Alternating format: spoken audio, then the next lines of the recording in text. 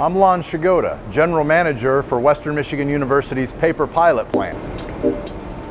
Our paper engineering program is unique because we have the Paper Technology Foundation, where we have industry representatives come on campus to mentor students, hire students, and also give to the scholarship fund. We've got the paper pilot plants where students can get their first work experience while here on campus. And then we have the great academic side with professors and faculty.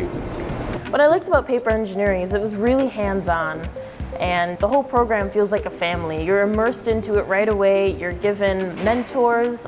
We get support from fellow students as well as board members from the Paper Technology Foundation. As a paper engineer, we learn processes and strategies to help make our world more sustainable by using renewable and reusable resources. Upon graduating as a paper engineer, your career positions can include being a process engineer, research scientist, applications engineer, or technical sales engineer. Because of the great jobs, the 100% placement, the scholarships, paper engineering will prepare you for a great future and a great career, and where you take it is really up to you.